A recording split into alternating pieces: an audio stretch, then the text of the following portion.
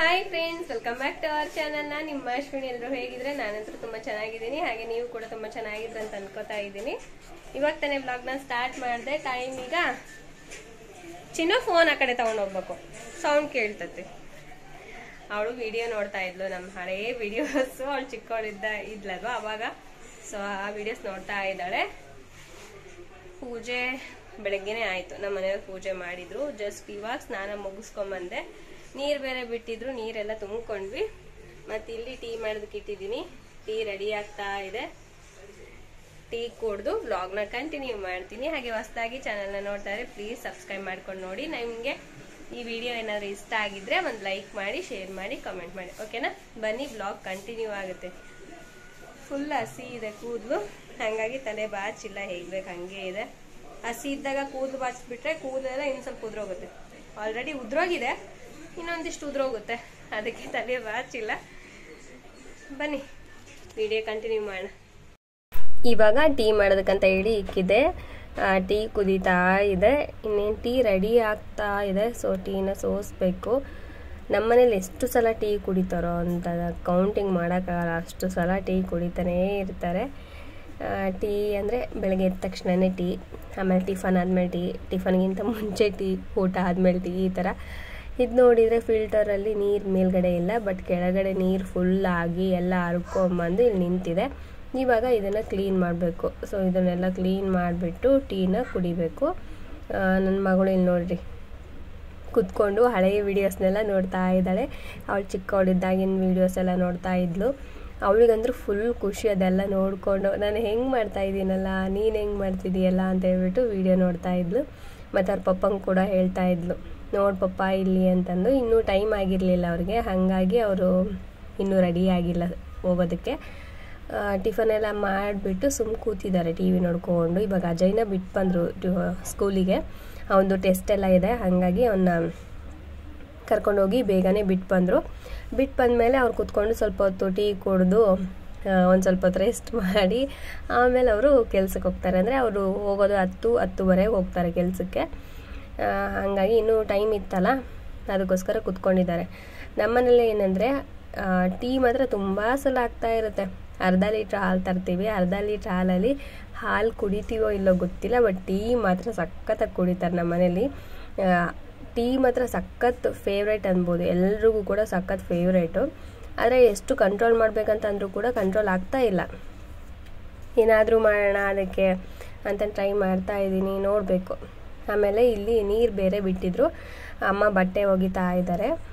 ನೀರೆಲ್ಲ ತುಂಬಿದ್ವಿ, ಆವಾಗಲೇ ನೀರೆಲ್ಲ ಒಳಗಡೆ ತುಂಬಿ ಎಲ್ಲ ಸ್ನಾನಗಿನೆಲ್ಲ ಮುಗಿಸ್ಕೊಂಡ್ವಿ. ಮತ್ತು ನೀರೆಲ್ಲ ಬಿಟ್ಟಿದ್ರಲ್ಲ, ಹಾಗಾಗಿ ಅಮ್ಮ ಬಟ್ಟೆ ಕೂಡ ತೊಳೆದಾಕ್ತಾ ಇದ್ದಾರೆ. ಇಲ್ಲಿ ನನ್ನ ಮಗಳು ಫೋನ್ ತೊಗೊಂಡು ನೋಡ್ತಾ ಕೂತಿದ್ದಾಳೆ. ಹಿಂಗೆ ಅವಳು ಏನಾದರೂ ಒಂದು ವೀಡಿಯೋನ ನೋಡ್ತಾ ಇದ್ದಾಳೆ ಅಂದರೆ ಅದನ್ನು, ಅಂದರೆ ಇಷ್ಟು ದಿನ ಫೋನ್ ಕೊಟ್ಟಿರಲಿಲ್ಲ, ಆದರೆ ಅವಳು ಚಿಕ್ಕವಳು ಇದ್ದಾಗಿಂದು ವೀಡಿಯೋಸ್ ತೋರಿಸ್ಬಿಟ್ವಲ್ಲ, ಅದನ್ನೇ ಕಂಟಿನ್ಯೂ ನೋಡ್ತಾ ಇದ್ದಾಳೆ. ಇಲ್ಲ ನಾನು ನೋಡ್ತೀನಿ ನಾನು ಚಿಕ್ಕವಳಿದ್ದಾಗ ಹೆಂಗೆ ಮಾಡ್ತಾ ಇದ್ನಲ್ಲ ಅಂತ ಆ ರೀತಿ ನೋಡ್ತಾ ಇದ್ಲು. ಸರಿ ಅಂತ ಹೇಳ್ಬಿಟ್ಟು ಸ್ವಲ್ಪ ಹೊತ್ತು ಹಾಗೆ ಬಿಟ್ಟೆ. ಅದಾದಮೇಲೆ ಅವಳಿಗೆ ತಲೆಗೆ ಎಣ್ಣೆ ಹಚ್ಚೋಣ, ಸ್ವಲ್ಪ ಹೊತ್ತು ಕುತ್ಕೊಂಡು ಅಂದ್ಬಿಟ್ಟು ಎಣ್ಣೆ ಹಚ್ತಾ ಇದ್ದೀನಿ. ಅವಳಿಗೆ ಇನ್ನೊಂದು ಏನಂದರೆ ಹೇರ್ನ ಸ್ವಲ್ಪ ಲೆಂತ್ ಬಿಡೋಣ ಅಂತ ಅಂದ್ಕೊಂಡಿದ್ದೀನಿ. ಅವಳು ಕೂದಲ ಉದ್ದ ಬೇಕು ನನಗೆ, ಕಟ್ ಮಾಡಿಸ್ಬೇಡ ಅಮ್ಮ ಅಂತ ಹೇಳ್ತಾ ಇದ್ಲು.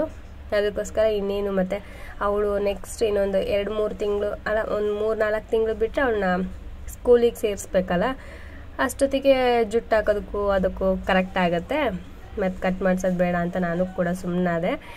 ಇನ್ನೊಂದು ಏನಂದರೆ ಓದ್ಸಲ ಶ್ರೀಶೈಲಕ್ಕೆ ಹೋಗ್ಬೇಕಾದ್ರೆ ಜುಟ್ಟಿತ್ತು ಅವಳಿಗೆ. ಇವಾಗ ಅವಳು ಯಾವ ಥರ ಕ್ಯಾಲ್ಕುಲೇಟ್ ಮಾಡ್ತಾ ಇದ್ದಾಳೆ ಅಂದರೆ, ಹೋದ್ಸಲ ಹೋಗ್ಬೇಕಾದ್ರೆ ಜುಟ್ಟಿತ್ತು, ಈ ಸಲ ಹೋಗ್ಬೇಕಂತ ಕೂಡ ಅಂದ್ಕೊಂಡಿದ್ದೀವಿ. ಮತ್ತು ಒಂದು ಫೋಟೋ ಇತ್ತು, ನಾವು ರಿಟರ್ನ್ ದಾವಣಗೆರೆಗೆ ಬರಬೇಕಾದ್ರೆ ಮಾರ್ಕಂಪುರ ಅಂತ ಬರುತ್ತಲ್ವ, ಅಲ್ಲಿ ಕುತ್ಕೊಂಡು ಸಂಜೆ ಟೈಮಲ್ಲಿ ಫೋಟೋಸ್ ತೆಗೆಸ್ಕೊಂಡಿದ್ವಿ. ಅವಳು ಗುಂಡು ಹೊಡಿಸ್ಕೊಂಡಿದ್ಲು. ಅದನ್ನು ನೋಡ್ಬಿಟ್ಟಮ್ಮ ನಾನು ಈ ಥರ ತೆಗೆಸ್ಕೊಳಲ್ಲಮ್ಮ ಅಂತ ಹೇಳಿದ್ಲು. ನನಗೆ ಅವಾಗ ನಗು ಬಂದುಬಿಡ್ತು. ಇಲ್ಲ ಬಿಡಮ್ಮ, ಆಯಿತು ನಿನಗೆ ಇಷ್ಟ ಇದ್ದರೆ ನೀನು ಮುಡಿ ಕೊಡು ಅಂದೆ, ಇಲ್ಲಾಂದರೆ ಬೇಡ ಅಂದೆ. ಇಲ್ಲ ಅಮ್ಮ ನಾನು ತೆಗೆಸ್ಕೊಳಲ್ಲ, ನಾನು ಸ್ಕೂಲಿಗೆ ಹೋಗೋದಕ್ಕೆ ಬೇಕಲ್ಲ ನನಗೆ ಜುಟ್ಟು ಹಾಕೋದಕ್ಕೆ ಅಂತ ಅಂದ್ಲು. ಸರಿ ಅಮ್ಮ ಆಯಿತು ಅಂದ್ಬಿಟ್ಟು ನಾವು ಕೂಡ ಸುಮ್ಮನಾದ್ವಿ.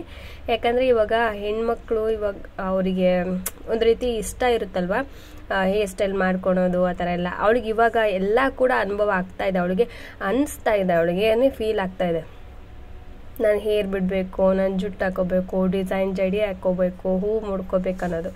ಇವಾಗ ನಾವು ಫೋರ್ಸ್ ಮಾಡಿ ಕಟ್ಟೆಲ್ಲ ಮಾಡ್ಸೋಕ್ಕಾಗಲ್ಲ.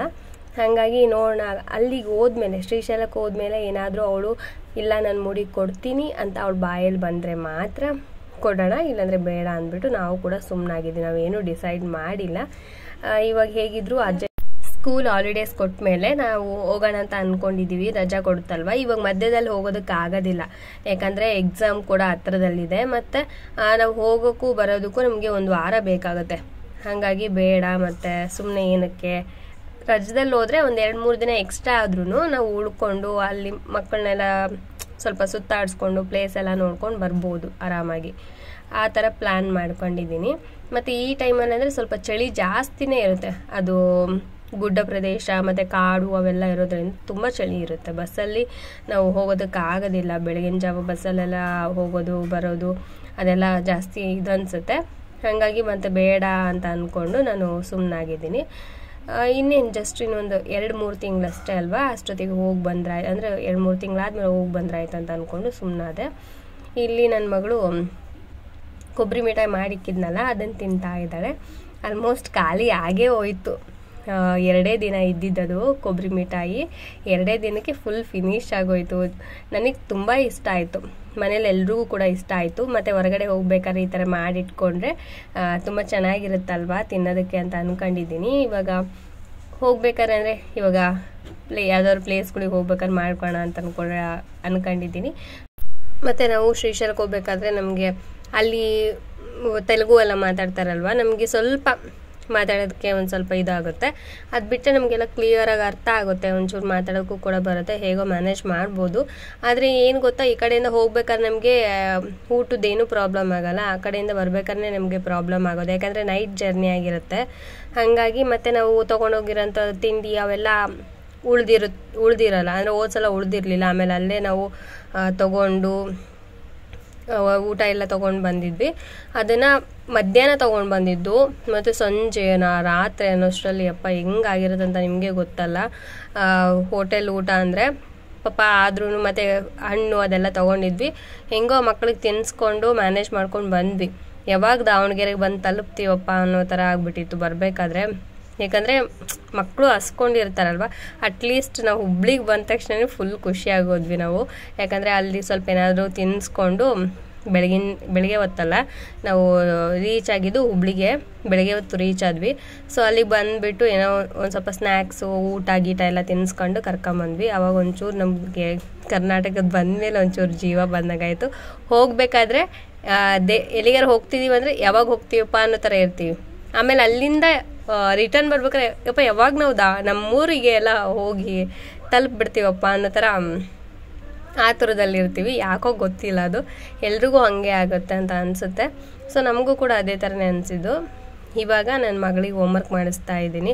ಅವಳಿಗೆ ಹೋಮ್ವರ್ಕ್ ಕಂಪ್ಲೀಟ್ ಮಾಡಿ ನಾನು ಮನೆ ಕೆಲಸ ಮುಗಿಸ್ಕೊಂಡು ಏನಾದರೂ ಎಡಿಟಿಂಗ್ ಇದೆ ಅದೆಲ್ಲ ಮುಗಿಸ್ಕೊಂಡು ಟೈಲರಿಂಗ್ ಹೋಗಿ ಬರೋಷ್ಟರಲ್ಲಿ ಸಾಕಪ್ಪ ಸಾಕನ್ಸ್ಬಿಡುತ್ತೆ. ಹಾಗಾಗಿ ಈ ಮಧ್ಯೆ ನಾನು ಕರೆಕ್ಟಾಗಿ ಡೈಲಿ ವೀಡಿಯೋಸ್ ಹಾಕೋಕ್ಕಾಗ್ತಾಯಿಲ್ಲ. ಒಂದು ವೀಡಿಯೋಸ್ದು ನಿಮಗೆ ನಾನು ಅಂದ್ಕೊಂಡಿರ್ತೀನಿ ಈ ಥರ ಮಾಡಬೇಕು, ಈ ಥರ ಪೋಸ್ಟ್ ಮಾಡಬೇಕಂತ ಅಂದ್ಕೊಂಡಿರ್ತೀನಿ, ಬಟ್ ಆ ವಿಡಿಯೋ ಕಂಪ್ಲೀಟ್ ಮಾಡೋದಕ್ಕಾಗ್ತಾಯಿಲ್ಲ. ಆ ಥರ ನಾನು ಅಂದ್ಕೊಂಡಿರೋ ವೀಡಿಯೋಸ್ನ ಮಾಡೋದಕ್ಕಾಗ್ತಾಯಿಲ್ಲ. ಸೊ ಇದೇ ಪ್ರಾಬ್ಲಮ್ ಆಗ್ತಾ ಇರೋದು, ಮತ್ತೇನೂ ಇಲ್ಲ. ನೆಕ್ಸ್ಟು ಡೆಫಿನೆಟ್ಲಿ ಪ್ರಯತ್ನ ಪಡ್ತೀನಿ ನಿಮ್ಗೆ ಒಳ್ಳೊಳ್ಳೆ ವೀಡಿಯೋಸ್ನ ಕೊಡೋದಕ್ಕೆ. ನಮಗೂ ಸ್ವಲ್ಪ ಸಿಚುವೇಶನ್ ಅರ್ಥ ಮಾಡ್ಕೊಳ್ಳಿ ಆಯಿತಾ. ಆದಷ್ಟು ಬೇಗ ಒಳ್ಳೊಳ್ಳೆ ಕಂಟೆಂಟ್ಸ್ನ ವೀಡಿಯೋಸ್ನ ಮಾಡ್ತೀನಿ, ನಿಮ್ಗೆ ಯೂಸ್ಫುಲ್ ಆಗೋ ಥರ ಮತ್ತು ನಿಮಗೆ ಎಂಟರ್ಟೈನ್ಮೆಂಟ್ ಆಗೋ ಥರ, ನಿಮಗೆ ಎಲ್ಲೂ ಕೂಡ ಬೇಜಾರಾಗದೇ ಇರೋ ರೀತಿ ಒಂದು ವೀಡಿಯೋಸ್ನ ನಾನು ಇಲ್ಲಿ ಶೇರ್ ಮಾಡ್ಕೋತೀನಿ. ಓಕೆನಾ. ಇಲ್ಲಿ ನನ್ನ ಮಗಳಿಗೆ ಹೋಮ್ವರ್ಕ್ ಮಾಡಿಸೋಷ್ಟರಲ್ಲಿ ನನಗೆ BP ಶುಗರ್ ಎಲ್ಲ ಹೈ ಆಗಿಬಿಡುತ್ತೆ. ಯಾಕಂದರೆ ಅಷ್ಟು ಕಾಡಿಸ್ತಾಳೆ, ಅಷ್ಟು ಪೀಡಿಸ್ತಾಳೆ. ಆದರೆ ಅಜಯ್ ಇಷ್ಟೊಂದು ನನಗೆ ಕಾಡಿಸಿರಲಿಲ್ಲ. ಇವಳಷ್ಟು ಕಾರ್ಡ್ಸ್ ಇರೋದು ಯಾರೂ ಇಲ್ಲ ಅಂತ ಅನ್ಕೋಬೋದು. ಅಜಯ್ ಮಾತ್ರ ಪಾಪ ನಾನು ಹೇಗೆ ಹೇಳ್ತಾ ಇದ್ನೋ ಅಲ್ಲಿ ಕೂತ್ಕೊಂಡು ಆರಾಮ್ ಸುಮ್ಮನೆ ಬರಿತಾ ಇದ್ದ. ಬಟ್ ಇವಳು ಹಂಗಲ್ಲ, ಜಾಸ್ತಿ ಅಂದರೆ ಜಾಸ್ತಿ ಮಾತು. ಒಂದು ಅಕ್ಷರ ಬರೆದು ಒಂದು 10 ಮಾತು ಮಾತಾಡಿರ್ತಾಳೆ.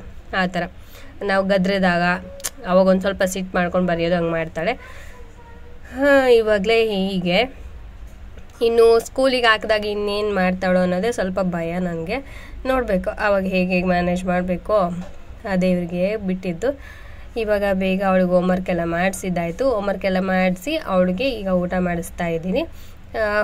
ಊಟ ಮಾಡಿಸೋದಂದರೆ ಒಂದು ದೊಡ್ಡ ಸರ್ಕಸ್ಸು ಅವಳ ಜೊತೆ, ಎಲ್ಲದೂ ಸರ್ಕಸ್ಸೇ ನನ್ನ ಮಗಳ ಜೊತೆ. ಬಟ್ ನನ್ನ ಮಗನ ಹತ್ರ ನಂಗೆ ತುಂಬ ಈಸಿ, ಇದೆಲ್ಲ ಕೂಡ ತುಂಬ ಅಂದರೆ ತುಂಬ ಈಸಿ. ಅವನು ಇವಾಗಿನಂತ ಅಲ್ಲ, ಇವಾಗ ಸ್ವಲ್ಪ ದೊಡ್ಡವನಾಗಿದ್ದಾನೆ, ನಿಮ್ಗೆ ಈಸಿ ಆಗಿರ್ಬೋದು ಅಂತ ಅನ್ಕೋಬೋದು. ಇವಾಗಿನಂತಲ್ಲ, ಚಿಕ್ಕವನಿದ್ದಾಗಿಂದನೂ ಕೂಡ ನಂಗೆ ತುಂಬ ಈಸಿ ಅವನು ಮ್ಯಾನೇಜ್ ಮಾಡಿದ್ರು. ಆದರೆ ಇವಳು ಮ್ಯಾನೇಜ್ ಮಾಡೋದು ತುಂಬ ಕಷ್ಟ ನನಗೆ. ಊಟ ಮಾಡಿಸೋದಾಗಿರ್ಬೋದು, ಅವಳನ್ನ ಸ್ನಾನ ಮಾಡಿಸೋದಾಗಿರ್ಬೋದು, ಅವಳನ್ನ ರೆಡಿ ಮಾಡೋದಾಗಿರ್ಬೋದು, ಅಥವಾ ಅವಳಿಗೆ ಹೋಮ್ವರ್ಕ್ ಮಾಡಿಸೋದಾಗಿರ್ಬೋದು, ತುಂಬ ಕಷ್ಟ. ಆದರೆ ಇದೆಲ್ಲ ಕೂಡ ನನ್ನ ಮಗನಿಗೆ ತುಂಬ ಈಸಿ ನಾನು ಮಾಡಿಸೋದು. ಸೊ ಈ ಥರ ಒಂದೊಂದು ಆಪೋಸಿಟ್ ಕ್ಯಾರೆಕ್ಟರ್ ನಮ್ಮ ಮನೆಯಲ್ಲಿ. ಏನು ಮಾಡೋಕ್ಕಾಗಲ್ಲ, ಒಬ್ಬೊಬ್ರದ್ದು ಒಂದೊಂದು ರೀತಿ ಕ್ಯಾರೆಕ್ಟರ್ ಇರುತ್ತೆ. ಒಂದು ಮನೆ ಅಂತ ಅಂದಾಗ ಅಲ್ಲೊಂದು 5 ಜನ 6 ಜನ ಇದ್ದಾರೆ ಅಂದರೆ ಅವ್ರದ್ದೇ ಆದಂಥ ಎಲ್ಲರದ್ದು ಒಂದು ರೀತಿ ಡಿಫ್ರೆಂಟ್ ಕ್ಯಾರೆಕ್ಟರ್ಸ್ ನಾವು ಮನೆಯಲ್ಲೇ ನೋಡ್ಬೋದು ಅಲ್ವಾ, ಆ ಥರ. ಸೊ ಇವಾಗ ನನ್ನ ಮಗಳಿಗೆ ಊಟ ಮಾಡಿಸಿ ನೆಕ್ಸ್ಟು ನಾನು ಊಟ ಮಾಡಬೇಕು. ಆಗಲೇ ಟೈಮ್ ಆಗೋಯ್ತು, ನಾನು ಟೈಲರಿಂಗ್ ಎಲ್ಲ ಹೋಗಿ ಬಂದಾದಮೇಲೆ ಅವಳಿಗೆ ಊಟ ಮಾಡಿಸ್ತಾ ಇರೋದಿದು. ಊಟ ಮಾಡಿಸ್ಬಿಟ್ಟು ಅಮ್ಮ ಮಲ್ಕೊಂಡು ಟಿ ವಿ ನೋಡ್ತಾ ಇದ್ದಾರೆ. ಯಾಕಂದರೆ ಬೆಳಗ್ಗೆಯಿಂದನೂ ಕೂಡ ಕೆಲಸ. ನೀರು ಬಿಟ್ಟರೆ ಗೊತ್ತಲ್ಲ, ಮನೆಯೆಲ್ಲ ಕ್ಲೀನು, ಪಾತ್ರೆ ಗೀತ್ರೆ ತೊಳ್ಕೊಳೋದು, ಕೊಳಗ ಎಲ್ಲ ತೊಳ್ಕೊಳೋದು, ಅದಾದಮೇಲೆ ಮಕ್ಳಿಗೆ ಊಟ ಮಾಡಿಸೋದು, ಇದೇ ಕೆಲಸ ಇರುತ್ತೆ. ಹಾಗೆ ಇನ್ನೊಂದು ವಿಷಯನ ನಿಮ್ಮ ಜೊತೆ ಶೇರ್ ಮಾಡ್ಕೊಂಡು ಅಂದ್ಕೊಂಡೆ. ಏನಂದರೆ ಇವಾಗ ಒಂದು ಲೈಫ್ ಪಾರ್ಟ್ನರ್ ನಮಗೆ ಒಬ್ಬರು ಸಿಗ್ತಾ ಇದ್ದಾರೆ ಅಂದರೆ ನಿಜವಾಗ್ಲೂ ಅವರು ನಮಗೆ ಏನಂತಾರೆ, ನಮ್ಮ ಪ್ರಕಾರ ಅಂದರೆ ಇವಾಗ ನಮ್ಮ ಜೊತೆ ಕರೆಕ್ಟಾಗಿರ್ಬೇಕಂದ್ರೆ ಇವಾಗ ನಮ್ಮನ್ನು ಅರ್ಥ ಮಾಡ್ಕೊಳೋರಾಗಿರಬೇಕು, ಅಥವಾ ನಮ್ಮನ್ನು ನಾವೇನನ್ನ ಅವರ ತಿಳ್ಕೊಂಡಿರಬೇಕು, ಅರ್ಥ ಮಾಡ್ಕೋಬೇಕು. ಸೊ ಅಂಥವ್ರು ಸಿಕ್ಕರೆ ನಿಜವಾಗ್ಲೂ ಲೈಫ್ ಅನ್ನೋದು ಎಷ್ಟು ಸೂಪರಾಗಿರುತ್ತೆ. ಅದೇ ಆಪೋಸಿಟ್ ಸಿಕ್ಕರೆ ಏನೆಲ್ಲ ಆಗುತ್ತೆ ಅನ್ನೋದನ್ನ ನಿಜವಾಗ್ಲೂ ನಾನು ಕಣ್ಣಾರೆ ನೋಡ್ತಾ ಇದ್ದೀನಿ, ನನ್ನ ಫ್ರೆಂಡ್ಸ್ ಸರ್ಕಲಲ್ಲೇ ನೋಡ್ತಾ ಇದ್ದೀನಿ. ಅವ್ರನ್ನೆಲ್ಲ ನೋಡಿದರೆ ನಿಜವಾಗ್ಲೂ ತುಂಬ ಬೇಜಾರಾಗುತ್ತೆ. ಯಾಕಂದರೆ ತುಂಬ ಒಳ್ಳೆ ಕ್ಯಾರೆಕ್ಟರ್ ಇರುತ್ತೆ. ಬಟ್ ಆದ್ರೂ ಇಬ್ಬರ ಮಧ್ಯೆ ಅಂಡರ್ಸ್ಟ್ಯಾಂಡಿಂಗೇ ಇರೋದಿಲ್ಲ. ಅದು ಯಾಕೋ ಅದು ನನಗಂತೂ ಗೊತ್ತಿಲ್ಲ. ಬಟ್ ಏನಾಗ್ತಾ ಇದೆ ಅಂದರೆ ಇವಾಗ ಅವರಿಬ್ಬರ ಮಧ್ಯೆ ಅಂಡರ್ಸ್ಟ್ಯಾಂಡಿಂಗ್ ಇಲ್ಲ ಅಂದರೆ ಅದು ಮಕ್ಕಳು ಮೇಲೆ ಪ್ರಭಾವ ಬೀರುತ್ತೆ. ಸೊ ಮಕ್ಕಳು ಮನಸ್ಸಿನ ಮೇಲಾಗಿರ್ಬೋದು, ಅಥವಾ ಮಕ್ಕಳು ಎಜುಕೇಷನ್ ಮೇಲಾಗಿರ್ಬೋದು, ತುಂಬ ಪ್ರಭಾವ ಬೀರುತ್ತೆ. ಅದೇ ರೀತಿ ನನ್ನ ಫ್ರೆಂಡ್ ಕೂಡ ಫೇಸ್ ಮಾಡ್ತಾ ಇದ್ದಾಳೆ ಅವಳು ಲೈಫಲ್ಲಿ. ಅಂದರೆ ಪಾಪ ಅವಳಿಗೆ ಎಲ್ಲ ಅಡ್ಜಸ್ಟ್ ಮಾಡ್ಕೊಂಡು ಹೋಗುವಂಥದ್ದು ಕ್ಯಾರೆಕ್ಟರ್ ಇದೆ. ಬಟ್ ಅವ್ರ ಹಸ್ಬೆಂಡ್ಗೆ ಅದು ಇಲ್ಲ, ಅಂದರೆ ಅರ್ಥ ಮಾಡಿಕೊಂಡು ಅಡ್ಜಸ್ಟ್ ಮಾಡ್ಕೊಂಡು ಹೋಗುವಂಥದ್ದಿಲ್ಲ. ಅವ್ರದ್ದು ಏನಂದರೆ ಅವ್ರದ್ದೇ ಆಗಬೇಕು ಅನ್ನೋದು. ಮತ್ತು ಇನ್ನೊಂದು ಏನಂದರೆ ಅವರಿಗೆ ಕೆಲಸ ಇಲ್ಲ, ಅಂದರೆ ಕೆಲಸ ಅಂದರೆ ಮಾಡೋದಕ್ಕೆ ಇಷ್ಟ ಆಗಲ್ಲ ಅವ್ರಿಗೆ ಆರಾಮಾಗಿರಬೇಕು, ಒಂದು ಸ್ವಲ್ಪ ಡ್ರಿಂಕರು ಆ ಥರ ಇರ್ತಾರೆ. ಸೊ ಅವ್ಳದ್ದು ಯಾವ ಥರ ಅಂದರೆ ಲೈಫು ಈ ಕಡೆ ತುಂಬ ಅಂದರೆ ತುಂಬ ಹಾರ್ಡ್ ವರ್ಕ್ ಮಾಡ್ತಾ ಇದ್ದಾಳೆ. ಇವಾಗ ಮಕ್ಕಳು ಎಜುಕೇಷನ್ ಮಾಡಿಸ್ಕೊಂಡು ಅವಳೊಬ್ಬರೇ ಒಂದು ಮೇನ್ ಪಿಲ್ಲರಾಗಿ ನಿಂತ್ಕೊಂಡು ಮನೆಯೆಲ್ಲ ಮೇಂಟೈನ್ ಮಾಡಿಕೊಂಡು, ಆಮೇಲೆ ಮಕ್ಕಳನ್ನೆಲ್ಲ ಒಳ್ಳೆ ಸ್ಕೂಲಿಗೆ ಸೇರಿಸ್ಬಿಟ್ಟು ಒಂದು ಒಳ್ಳೆ ಎಜುಕೇಷನ್ ಕೊಟ್ಟು ಎಲ್ಲ ನೋಡ್ಕೋತಾ ಇದ್ದಾಳೆ. ಅವಳು ನೋಡಿದರೆ ಒಂದು ರೀತಿ ನಮ್ಗೆ ಹೆಮ್ಮೆ ಆಗುತ್ತೆ, ಒಂದು ಕಡೆ ಬೇಜಾರು ಕೂಡ ಆಗುತ್ತೆ. ಸೊ ಇಷ್ಟೊಂದೆಲ್ಲ ಮೇಂಟೈನ್ ಮಾಡೋವಂಥ ಕೆಪಾಸಿಟಿ ಅವಳಿಗಿದೆ. ಬಟ್ ಅವಳ ಲೈಫ್ ಏನಕ್ಕೆ ಈ ಥರ ಆಯ್ತು ಅನ್ನೋದೇ ಸ್ವಲ್ಪ ನಮ್ಗೆ ಬೇಜಾರು. ಅವಳು ಒಂದೊಳ್ಳೆ ಲೈಫ್ ಪಾರ್ಟ್ನರ್ನ ಚಾಯ್ಸ್ ಮಾಡ್ಕೊಳಕ್ಕಾಗಲಿಲ್ಲ ಅನ್ನೋದು ಸ್ವಲ್ಪ ಬೇಜಾರು. ಅಂದರೆ ಲೈಫ್ ಪಾರ್ಟ್ನರ್ ಚಾಯ್ಸ್ ಮಾಡ್ಕೊಳೋದಕ್ಕೆ ಅವ್ರ ಫ್ಯಾಮ್ಲಿಲಿ ಬಿಟ್ಟಿಲ್ಲ. ಸೊ ಫ್ಯಾಮ್ಲಿಯವ್ರು ನೋಡಿಬಿಟ್ಟೆ ಮದುವೆ ಮಾಡಿರೋದು. ದುಡುಕಿ ಯಾರನ್ನೂ ಕೂಡ ಈ ಥರ ಸಿಚುವೇಶನ್ಗೆ, ಅಂದರೆ ಮದುವೆ ಬೇಗ ಆಗಲಿ, ಒಳ್ಳೆ ಸಂಬಂಧ ಅಂತ ಯಾರೋ ಒಬ್ರು ಹೇಳಿದ್ರು ಅಂದ ತಕ್ಷಣವೇ ನಾವು ನಿಜವಾಗ್ಲೂ ಅಂಥವ್ರಿಗೆ ಕೊಡಬಾರ್ದು. ಯಾಕಂದರೆ ಹಿಂದು ಮುಂದೆ ನೋಡಬೇಕು, 4-5 ಕಡೆ ವಿಚಾರಿಸ್ಬೇಕು. ಅವರು ರಿಲೇಟಿವಲ್ಲಿ ಅಥವಾ ಅವ್ರ ಅಕ್ಕಪಕ್ಕ ಮನೆ ಇಲ್ಲ ಅವ್ರ ಏರಿಯಾದಲ್ಲಿ ಈ ಥರ ವಿಚಾರಿಸಿದ್ರೆ, ಇಲ್ಲ ಅವ್ರ ಫ್ರೆಂಡ್ ಸರ್ಕಲಲ್ಲಿ ಆ ಥರ ವಿಚಾರಿಸಿದ್ರೆ ನಮ್ಗೆ ಗೊತ್ತಾಗುತ್ತೆ. ಅದನ್ನು ಬಿಟ್ಟು ಯಾರೋ ಒಬ್ರು ಹೇಳಿದ್ರು ಅಂತ ಹೇಳ್ಬಿಟ್ಟು ಕಣ್ಣು ಮುಚ್ಕೊಂಡು ಅವ್ರಿಗೆ ಮದುವೆ ಮಾಡಿಕೊಟ್ರೆ ಈ ಥರ ಸಫರ್ ಪಡಬೇಕಾಗತ್ತೆ. 1 ದಿನ 2 ದಿನದಲ್ಲ ಜೀವನ ಅನ್ನೋದು ತುಂಬ ಲಾಂಗು. ನಾವು ಸಾಯೋ ಮಟ್ಟ ಅವ್ರ ಜೊತೆ ನಾವು ಜೀವನ ಮಾಡಲೇಬೇಕಲ್ವ. ಅದಕ್ಕೆ ಇಂಥ ವಿಷಯದಲ್ಲಿ ದುಡ್ಕೋದು ಬೇಡ. ಒಳ್ಳೆ ಕಡೆ ನೀವು ಅರೇಂಜ್ ಮ್ಯಾರೇಜ್ ಮಾಡ್ತಾ ಇದ್ದೀರಿ ಅಂತ ನೋಡಿಕೊಂಡು ಮಾಡಿ, ಒಂದು 4-5 ಕಡೆ ವಿಚಾರಿಸ್ಕೊಂಡು ಮಾಡಿ. ಅದನ್ನು ಬಿಟ್ಟು ಸುಮ್ಮನೆ ಮಾಡೋದಕ್ಕೆ ಹೋಗಬೇಡಿ. ಅಂದರೆ ಸುಮ್ಮನೆ ಯಾರೂ ಮಾಡಲ್ಲ, ವಿಚಾರಿಸ್ಕೊಂಡಿರ್ತಾರೆ. ಬಟ್ ಕೆಲವೊಂದು ಸಲ ಏನಾಗುತ್ತೆ ಅಂದರೆ ಎಷ್ಟು ವಿಚಾರಿಸ್ಕೊಂಡ್ರೂ ಕೂಡ ಪ್ರಾಬ್ಲಮ್ ಆಗೇ ಆಗುತ್ತೆ.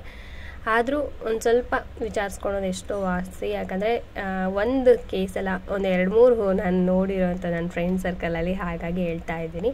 ಅಕಸ್ಮಾತ್ ನಾನು ಏನಾದರೂ ಹೇಳಿದರೆ ಅಲ್ಲಿ ತಪ್ಪಿದರೆ ದಯವಿಟ್ಟು ಕ್ಷಮಿಸಿ, ಓಕೆನಾ. ಕೆಲವೊಬ್ಬರು ನನಗೆ ಕಾಮೆಂಟ್ ಮಾಡ್ಕೊಡೋಕೆ ಹೇಳ್ತಿದ್ದಾರೆ, ಪರ್ಸ್ನಲಾಗಿ ಫೋನ್ ಮಾಡ್ಕೊಡೋಕೆ ಹೇಳ್ತಿದ್ದಾರೆ. ಕೆಲವೊಂದು ನನಗೆ ಈಗಲೂ ಕೂಡ ನೆನಪಿದೆ, ಒಬ್ಬರು ನನಗೆ ಏನಂತಾರೆ ವಿಡಿಯೋ ನೋಡೋರು, ಒಬ್ಬರು ವ್ಯೂವರು ನನಗೆ ಕೇಳಿದ್ದೆ ಏನು ಗೊತ್ತಾ, ಅಕ್ಕ ನಾನು ಪ್ರೆಗ್ನೆಂಟ್ ಇದ್ದೀನಿ, ಸೊ ಪ್ರೆಗ್ನೆಂಟ್ ಇದ್ದರೂ ಕೂಡ ನಮ್ಮ ಮನೆಯವ್ರು ನನ್ನ ಕೇರ್ ಮಾಡಲ್ಲ, ನಾನು ಹೇಗಿದ್ದೀನಿ ಅಂತ ಕೇಳಲ್ಲ, ಮತ್ತು ಊಟ ಮಾಡ್ದ ಟ್ಯಾಬ್ಲೆಟ್ ತೊಗೊಳಂತನೂ ಕೂಡ ವಿಚಾರಿಸಲ್ಲ. ಏನಕ್ಕಕ್ಕ ಈ ಥರ ಮಾಡ್ತಾರೆ, ನಂಗೆ ತುಂಬ ಬೇಜಾರಾಗ್ತಾಯಿದೆ, ತುಂಬ ನೋವಾಗುತ್ತೆ ಅಂತೆಲ್ಲ ಕೇಳಿದ್ರು. ಸೊ ಅವಾಗ ನಂಗೆ ನಿಜ ಸಖತ್ ಬೇಜಾರಾಯಿತು. ಪ್ರೆಗ್ನೆನ್ಸಿ ಟೈಮಲ್ಲೂ ಕೂಡ ಹೀಗೆ ಮಾಡ್ತಾರಾ ಅಂತ ಹೇಳಿ. ಪ್ರೆಗ್ನೆನ್ಸಿ ಟೈಮಲ್ಲಿ ಮನೆಯವ್ರ ಸಪೋರ್ಟ್ ಎಷ್ಟಿರುತ್ತೋ ಅದರಷ್ಟೇ ಗಂಡನ ಸಪೋರ್ಟ್ ಕೂಡ ಇರಬೇಕು, ಗಂಡನ ಪ್ರೀತಿ ಇರಬೇಕು. ಸೊ ಆ ಟೈಮಲ್ಲೇ ಗಂಡನ ಪ್ರೀತಿ ಹೆಂಡತಿಗೆ ಸಿಗಲಿಲ್ಲ ಅಂದಮೇಲೆ ಎಷ್ಟು ನೋವಾಗುತ್ತಲ್ವಾ, ಹೇಳ್ಕೊಳೋಕ್ಕೂ ಕೂಡ ಆಗೋದಿಲ್ಲ. ಎಷ್ಟು ನೋವು ಅನುಭವಿಸಿರ್ಬೇಡ ಪಾಪ ಅವರು. ನನಗೆ ಹೇಳ್ಕೊಂಡಾಗ ನಿಜವಾಗ್ಲೂ ಸಖತ್ ಬೇಜಾರಾಯಿತು.